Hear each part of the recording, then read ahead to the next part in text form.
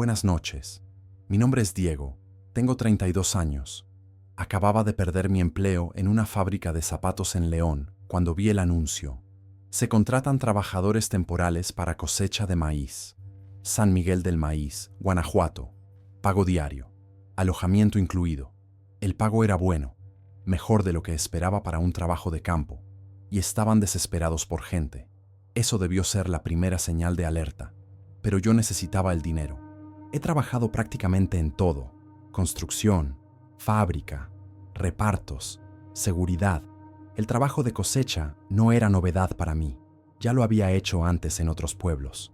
Trabajo duro, sol fuerte, manos llenas de callos, nada que no pudiera soportar. Llegué a San Miguel del Maíz una tarde de octubre de 2023. El pueblo era diminuto, tal vez 200 personas como máximo. Casas bajas de adobe y ladrillo, calles sin pavimentar, una iglesia vieja con la pintura descascarada. El tipo de lugar que uno pasa de largo por la carretera sin darse cuenta de que existe. Me presenté en la oficina de la cooperativa agrícola. Un señor llamado Don Esteban me recibió. Tenía unos 60 años, manos gruesas de campesino y una mirada cansada, muy cansada. ¿Tú eres Diego?, preguntó, mirando una lista en un portapapeles viejo. Sí, señor. Bienvenido. Te vamos a necesitar mañana temprano, 5 de la mañana. El alojamiento está allí atrás, en los galpones. Hay literas, baño y cocina comunitaria. La comida corre por tu cuenta, pero hay una señora que vende barato aquí cerca. Perfecto. ¿Cuántos otros trabajadores hay? Don Esteban dudó. Volvió a mirar el portapapeles.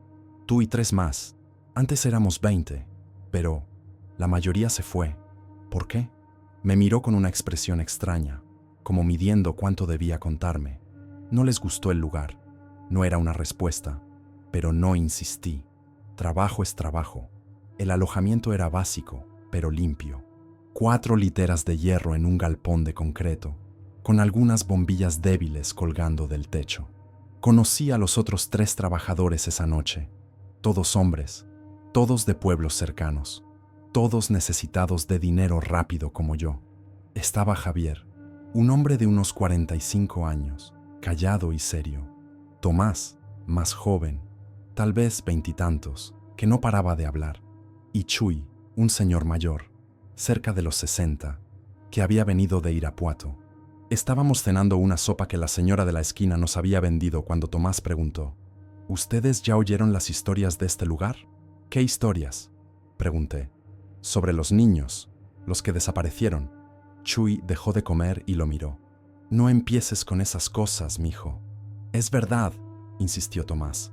4 niños desaparecieron aquí en los últimos meses. La policía vino, buscó, no encontró nada. Y la gente del pueblo dice que, bajó la voz, que el maizal se los llevó.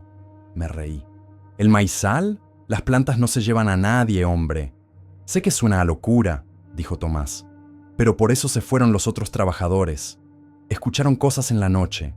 Vieron cosas. ¿Vieron qué?, preguntó Javier, ahora interesado. Sombras, entre las cañas, pequeñas, como niños, y risas, risas de madrugada, saliendo del campo. Chuy golpeó la cuchara contra la mesa.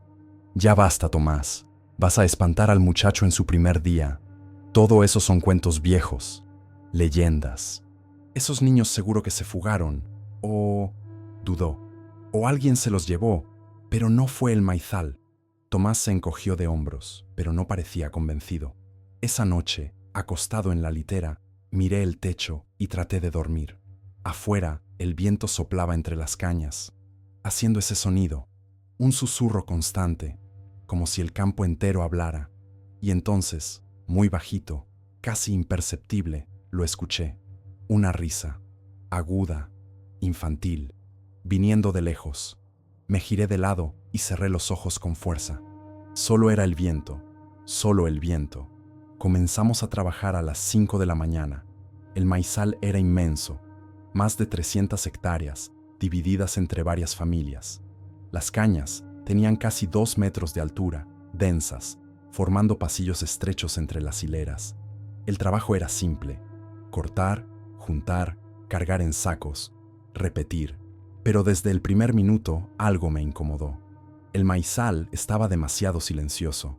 No había pájaros, no había insectos. Solo el sonido de nuestras herramientas cortando los tallos y el viento pasando por las hojas. ¿Siempre es tan callado?, pregunté a Chuy, que trabajaba en la hilera de al lado. Sí, desde que llegué. No hay bichos aquí, ni ratas, nada. Eso era extraño. Los campos de maíz normalmente están llenos de vida. Ratas, conejos, pájaros. Pero aquí, nada. Como si los animales supieran que debían mantenerse lejos. Trabajamos hasta el mediodía cuando paramos a almorzar.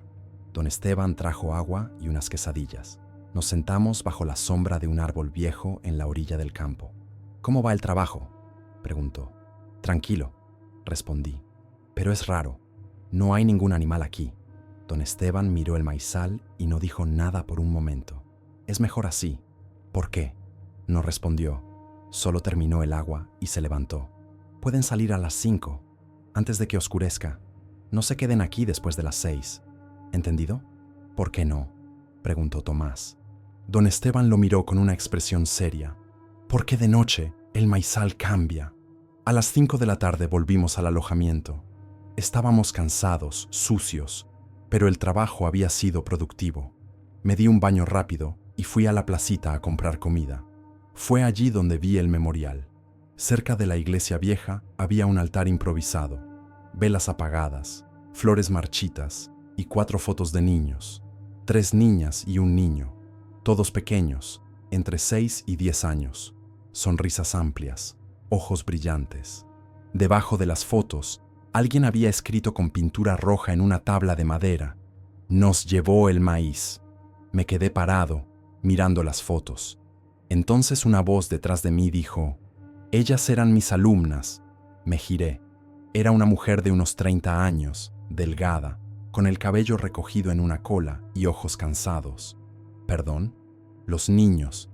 Yo soy la maestra de la escuela aquí». O lo era. Ahora casi no quedan alumnos. Las familias están enviando a los niños fuera, a casas de parientes en otras ciudades, por miedo.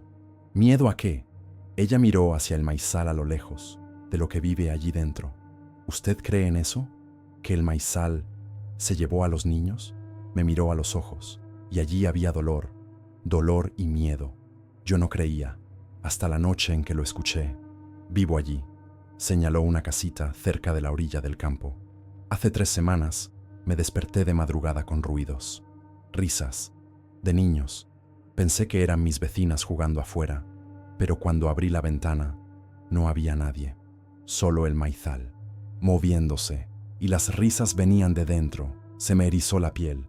¿Y usted? Cerré la ventana y no dormí el resto de la noche. Al día siguiente, Lupita, una de mis alumnas, había desaparecido, y en su cama dejaron mazorcas, 5 mazorcas perfectas, como una ofrenda. Ella se dio vuelta para irse, pero se detuvo. Si escuchas risas en la noche, no vayas, no mires, no intentes entender, solo mantente lejos. Esa noche no pude dormir bien. Me quedaba pensando en las fotos de los niños, en las risas que la maestra había escuchado, en las palabras de don Esteban.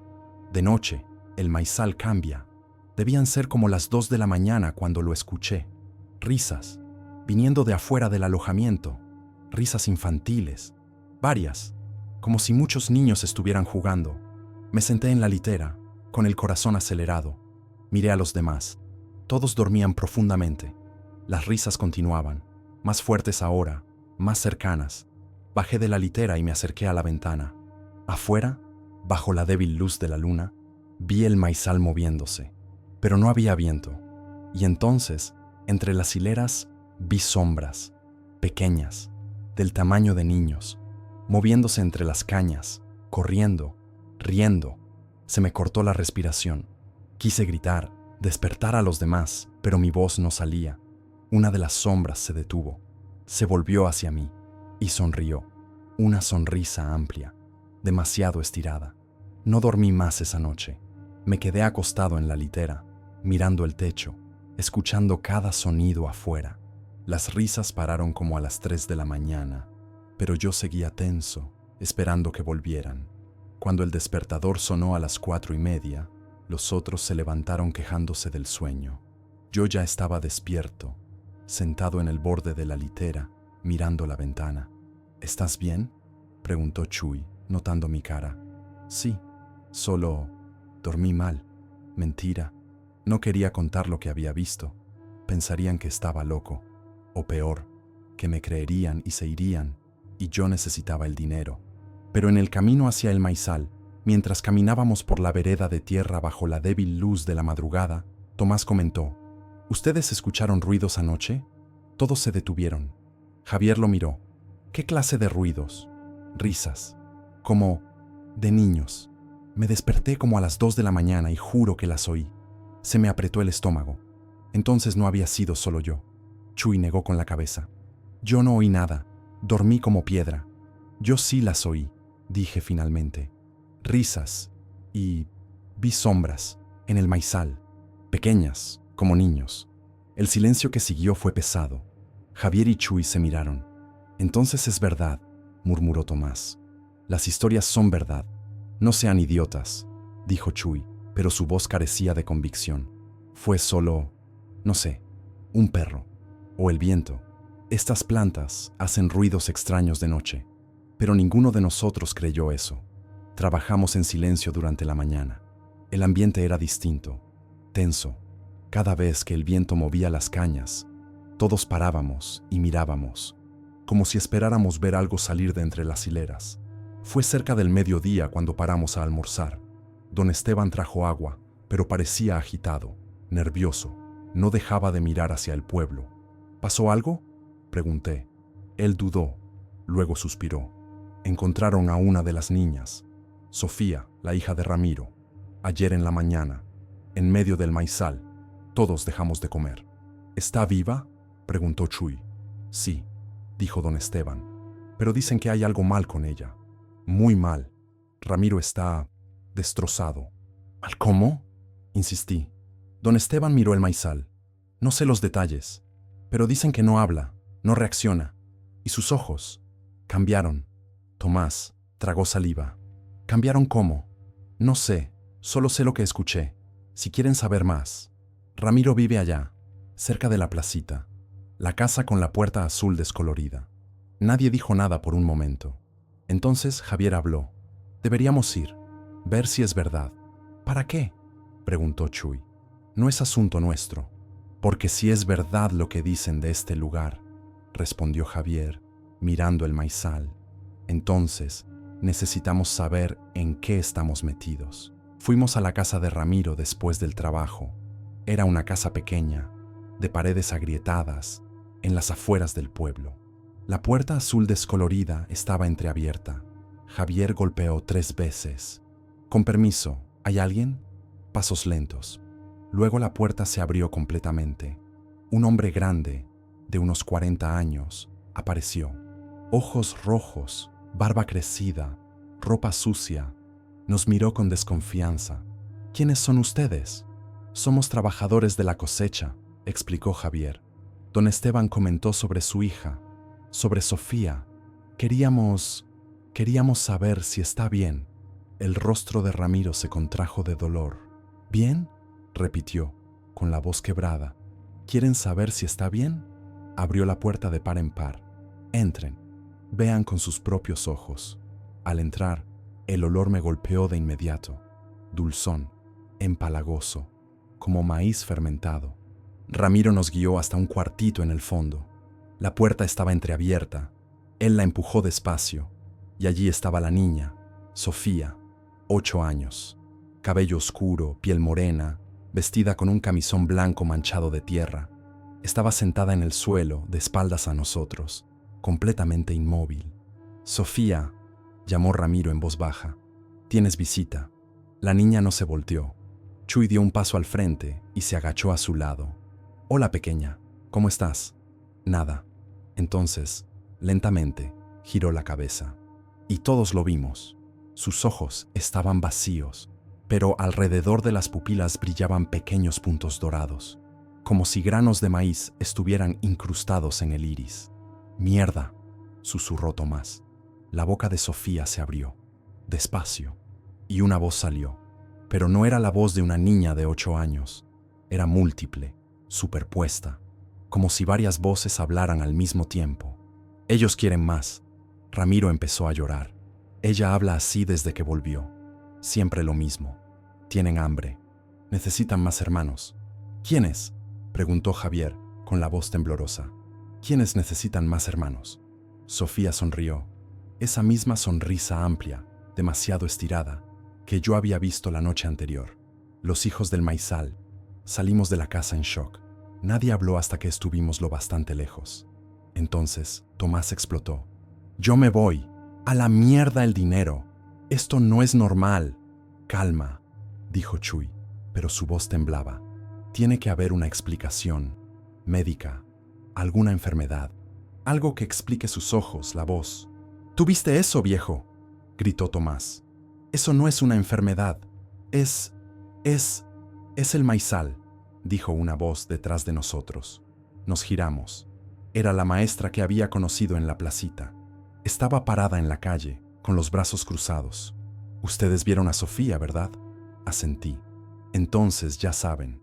Saben que las historias son verdad». «¿Qué historias?», preguntó Javier.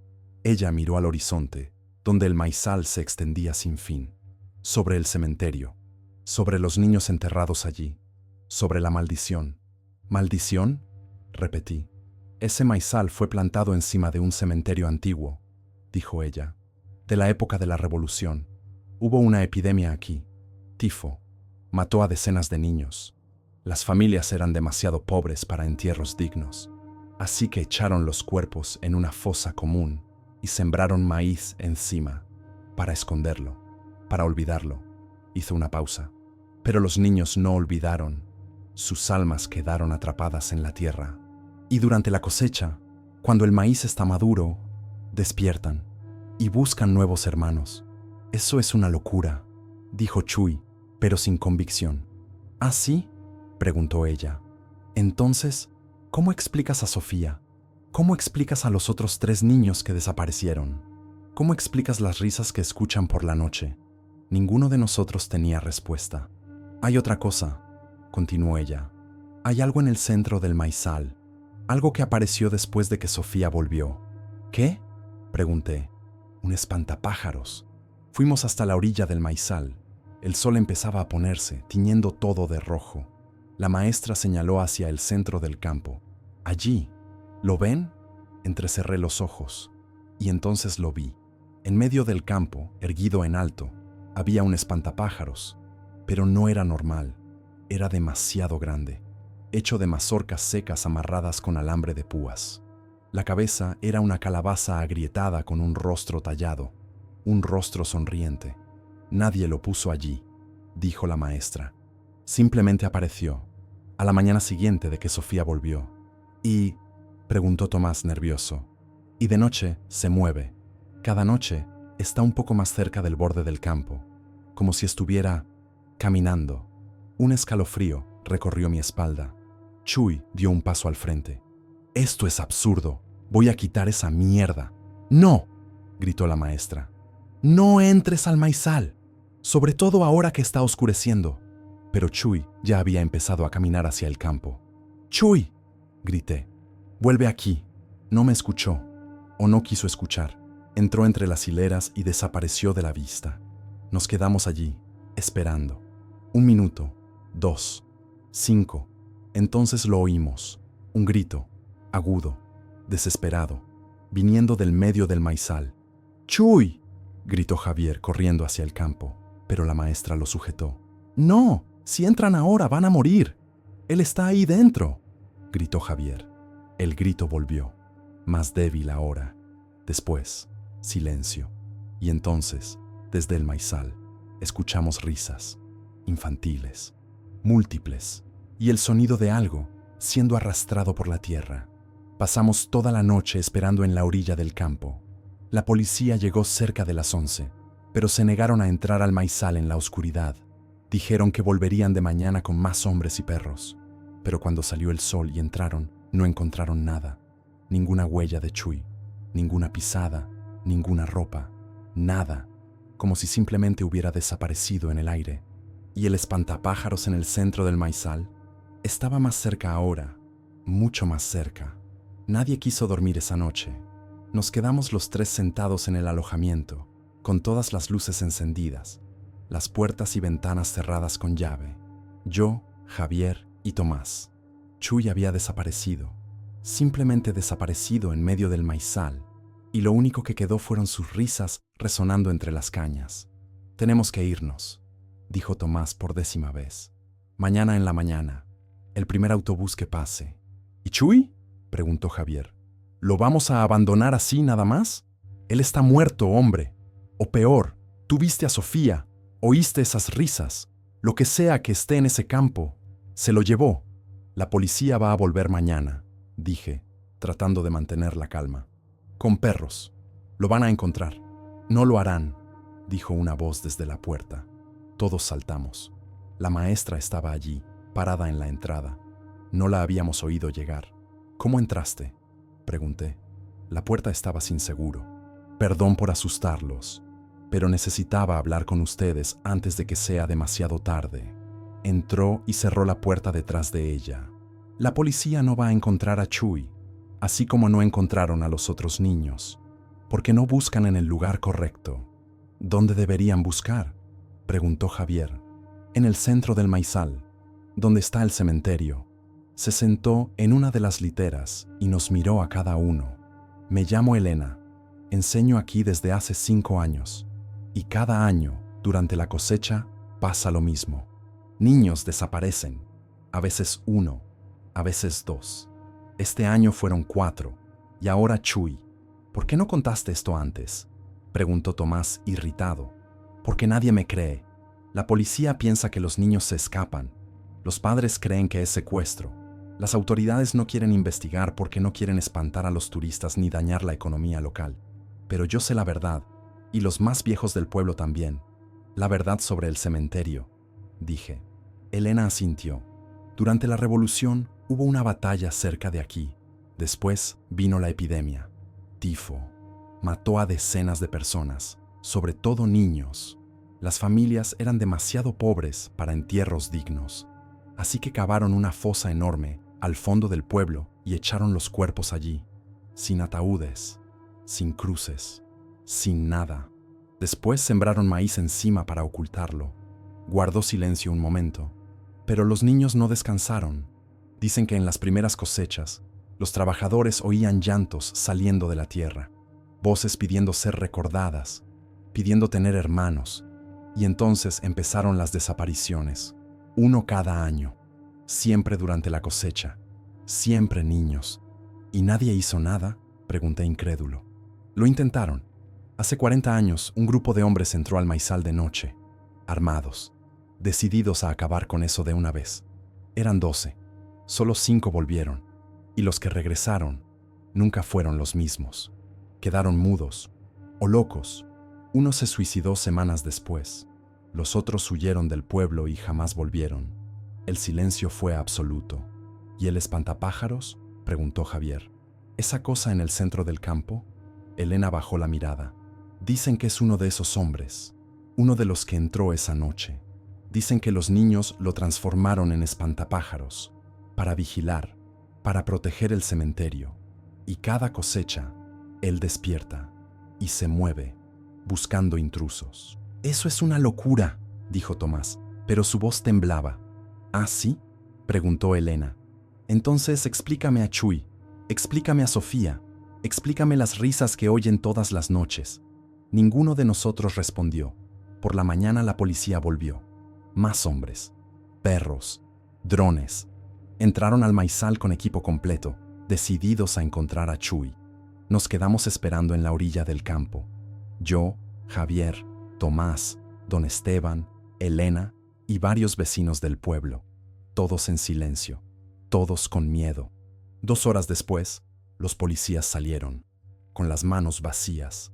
«No encontramos nada», dijo el comandante. «Ningún rastro, ninguna evidencia. Es como si nunca hubiera entrado allí». «Eso es imposible», gritó don Esteban. «Lo vimos entrar». Él gritó.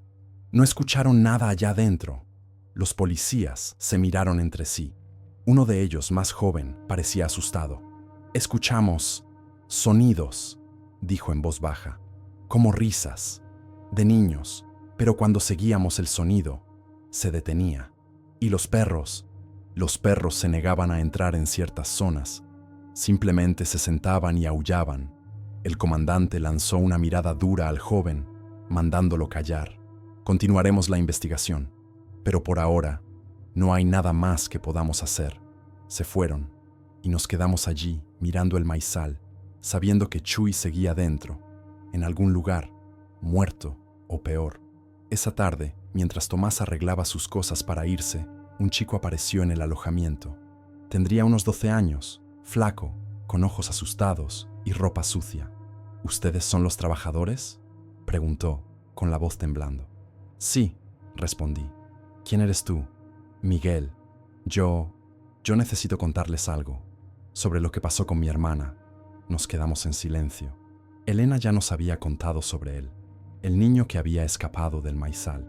¿Tu hermana? Empecé. Está muerta, dijo con la voz quebrándose. Yo lo vi. Yo estaba allí cuando pasó.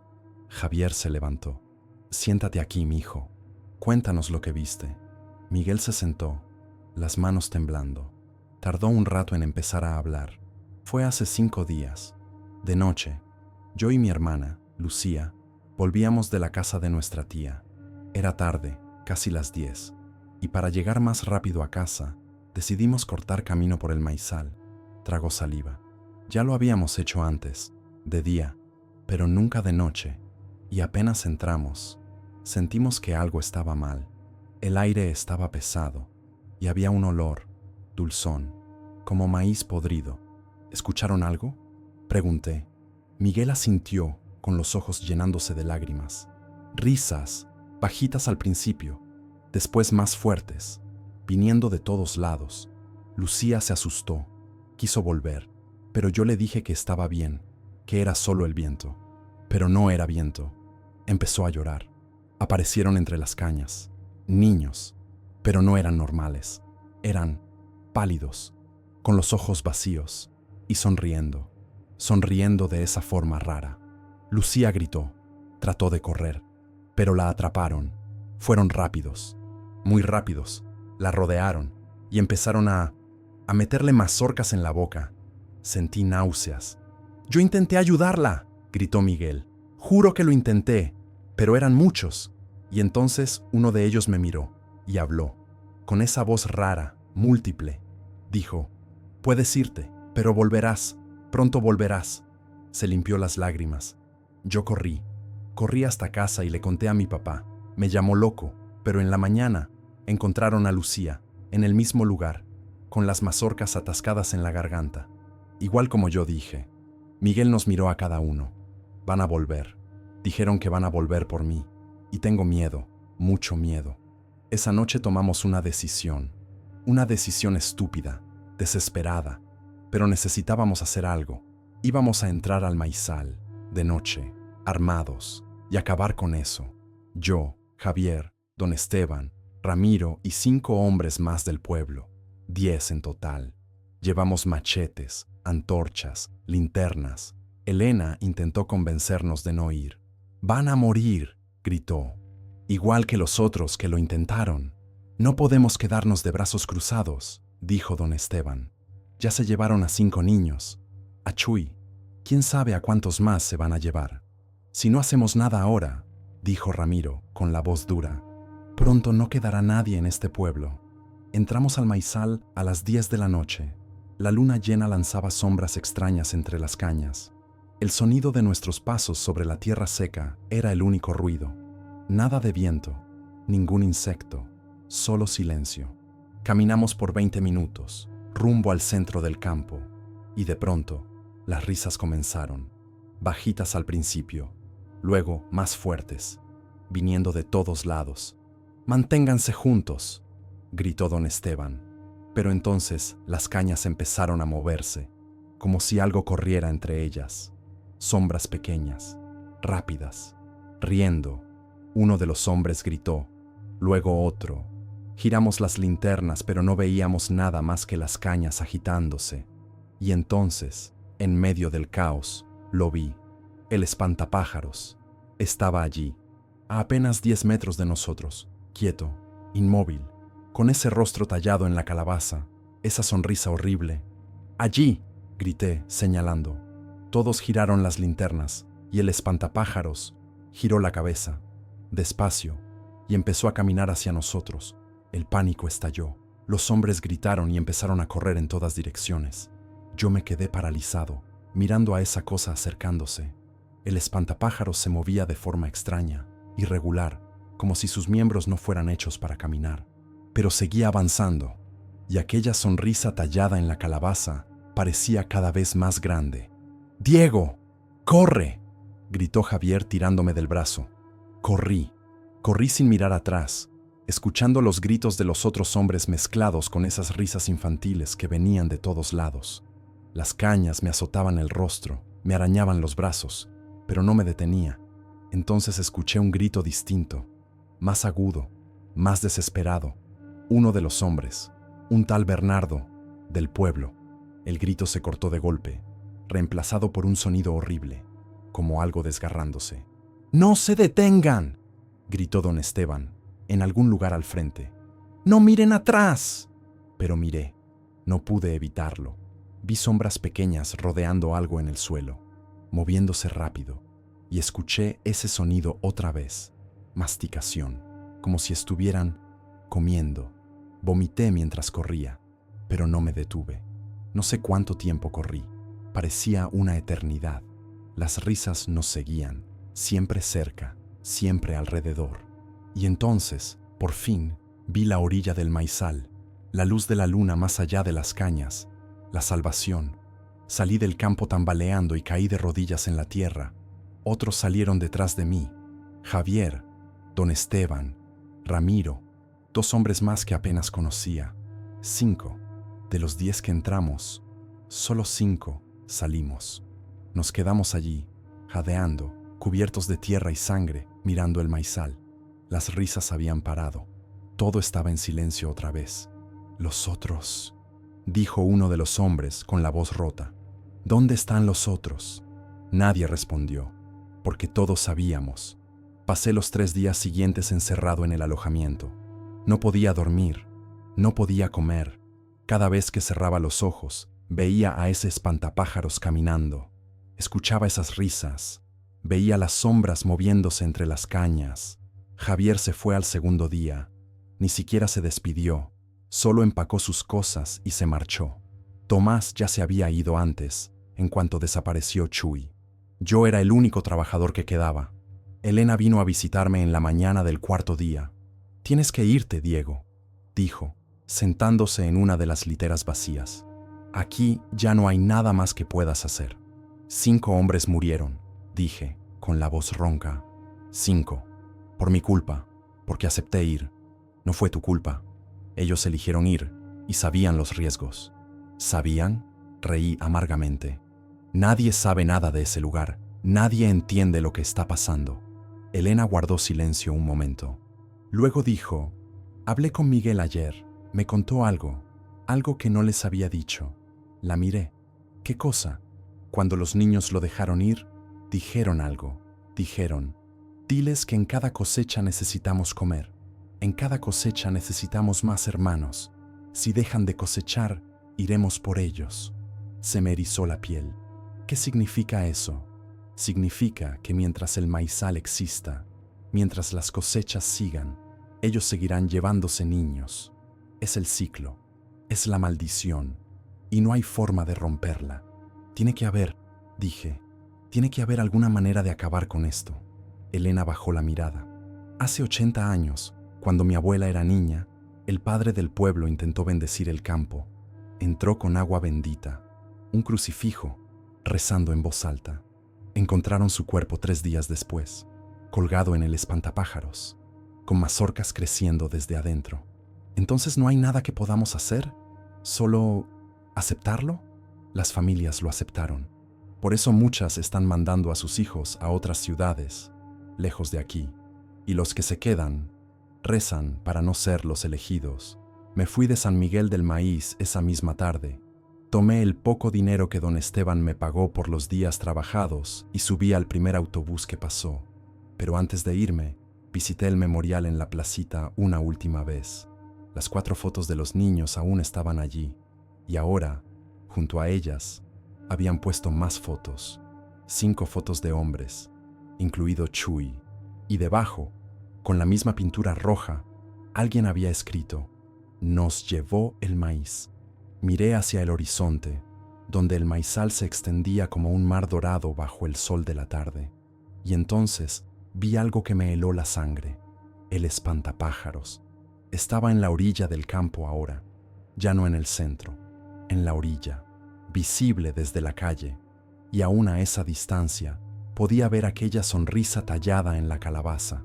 Y lo juro por Dios, estaba mirándome. Eso fue hace 3 meses. Ahora estoy de vuelta en León. Conseguí otro trabajo en una fábrica.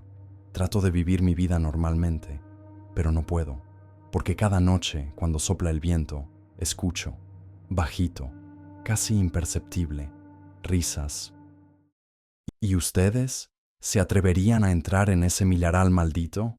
Si este relato les erizó la piel, no olviden suscribirse para no perder los próximos horrores que tenemos preparados. Déjenme en los comentarios lo que más les perturbó de esta historia. Quiero leerlos en la oscuridad.